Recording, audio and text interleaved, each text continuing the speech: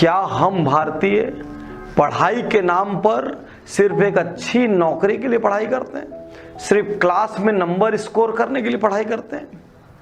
यदि मैं यहां आज आपसे कहूं कि स्टीव वोज़नियाक ने कुछ गलत नहीं कहा तो शायद आप में से कुछ लोगों को बुरा लग जाए, लेकिन मैं आज आपसे प्रश्न पूछता हूं, आपका बच्चा जिस स्कूल में पढ़ता है वहां क्या चीज का वार है? क्या एक एक नंबर का वार नहीं है? आपका बच्चा स्कूल में डांट नहीं खाया जब उसके नंबर कम आए? क्या आपके बच्चे ने कभी कोई तोड़फोड़, कोई नई चीज क्रिएट करने की कोशिश की तो उसको सराहना मिली, या बदले में पेरेंट्स को बुलाया गया कि देखो आपका बच्चा क्या करता है? साथियों, हमारे इंडियन स्कूली सिस्टम में एक्सपेरिमेंट और रिसर्च के लिए कोई जगह नहीं है। यहां तक कि टीचर ने जो आंसर सिखाया है उसकी जगह आपने दूसरा आंसर लिख दिया तो टीचर आपकी क्लास ले लेगी कि क्या कहीं ट्यूशन जा रहे हो या किसी दूसरी बुक से पढ़ रहे हो या ज्यादा होशियार बनते हो, जो मैंने पढ़ाया वो नहीं लिख सकते। यहां पर कोई अभिव्यक्ति की स्वतंत्रता या आइडियाज की स्वतंत्रता जैसा कुछ है ही नहीं। इस देश की स्थिति ऐसी है दोस्त कि यदि केस स्टडी की जाए तो इंग्लिश जो पढ़ा रहा है टीचर 80% स्कूलों में, खासकर टीयर 2 टीयर 3 सिटीज में, उसको खुद इंग्लिश नहीं आती।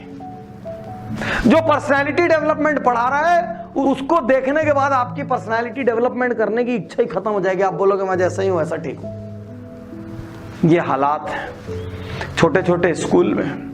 मेरा खुद का बच्चा स्कूल में पढ़ता है, आपका बच्चा स्कूल में पढ़ता होगा, हम सबके बच्चे स्कूल में पढ़ते हैं। आज स्कूल में जो क्राफ्ट का असाइनमेंट मिलता है वो कौन करता है? क्या आपको लगता है बच्चा करता है? गलत। या तो वो उसकी मां करती है या उसकी बड़ी बहन करती है, या हर शहर में ढेर सारे ऐसे एजेंसीज खुले हुए हैं, ऐसे आर्टिस्ट बैठे हैं जिनको पता है स्कूल में किस क्लास वालों को क्या जमा करना चाहिए। मजे से हजारों रुपए चार्ज करते हैं, माएं उनसे बनवाती है और ले जाके स्कूल में सबमिट कर देती है। हमारे देश की क्रिएटिविटी। मैं आज यहां खड़ा हूं, मैं क्यों पता है स्टीव वोज़नियाक की बात से सहमत हूं? क्योंकि मेरे ऑफिस में कुछ दिन पहले कुछ पदों के लिए इंटरव्यू हुए, जिसमें प्यून के पद के इंटरव्यू के लिए कई एमए और कई एमकॉम लोगों ने अप्लाई किया। और ये बोलते वक्त मेरे को पीड़ा है, अथाह पीड़ा। जब मैंने उसको मना किया तो वो मुझसे कहता है कि सर ऊपर भी नौकरी नहीं मिलेगी, नीचे भी नौकरी नहीं मिलेगी, तो क्या करेंगे? हमारे देश की स्थिति ऐसी है कि 12th क्लास में पढ़ने वाले को डीडी बनाना नहीं आता, चेक साइन करना नहीं आता, वो पोस्ट ऑफिस में जाके एक छोटा सा प्रोसेस नहीं कर सकता। कई बार यह संभव है कि उसने बैंक तक में कदम न रखा हो। ये कैसी एजुकेशन व्यवस्था है जो फेल होने की इजाजत ही नहीं देती, जो प्रयोग करने की इजाजत ही नहीं देती। कुछ दिन पूर्व फ्लाइट में मुझे अमेरिका का एक प्रोफेसर मिला।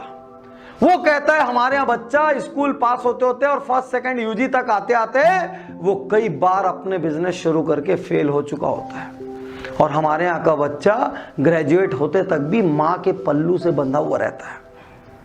वो कहते हैं हमारे यहाँ का बच्चा कपड़ा धो लेता है, हमारे यहाँ का बच्चा फील्ड वर्क कर लेता है, हमारे यहाँ के बच्चे को गार्डनिंग आती है, हमारे यहाँ का बच्चा मशीन सुधार लेता है, हमारे यहाँ का बच्चा एडवेंचर कर लेता है। हमारे यहाँ का बच्चा क्या करता है? कुछ नहीं करता, क्योंकि उसके घर वाले हर चीज उसको मैनेज करके दे देते हैं। एक तरफ घर मैनेज करके दे देता है, दूसरी तरफ स्कूल प्रयोग नहीं करने देता।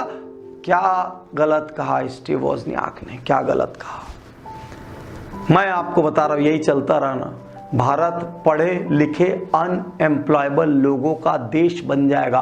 पढ़े लिखे अनएम्प्लॉयबल लोगों का देश। और मुझे याद पड़ता है कुछ साल पहले नासकॉम के जो हेड थे उन्होंने एक बयान दिया था, इंडियन यूथ आर अनएम्प्लॉयबल। हम डिग्रीधारी हैं लेकिन हमें आप रोजगार नहीं दे सकते, क्योंकि हमको एक एप्लीकेशन लिखना नहीं आता, हमको शॉर्ट हैंड नहीं आता, हमको टाइपिंग नहीं आती, हमको ठीक से इंग्लिश नहीं आती, हमको ठीक से हिंदी नहीं आती। हम ऐसे विचित्र युग में फंस गए जहां पर टीयर 2 टीयर 3 सिटी के बच्चे को अपनी इंग्लिश भी नहीं आती ठीक से, और वो हिंदी में भी 77, 68 और 85 नहीं बोल सकता। वो खत्म हो गया, ना इधर का रहा ना इधर का रहा। तो अब क्या करें?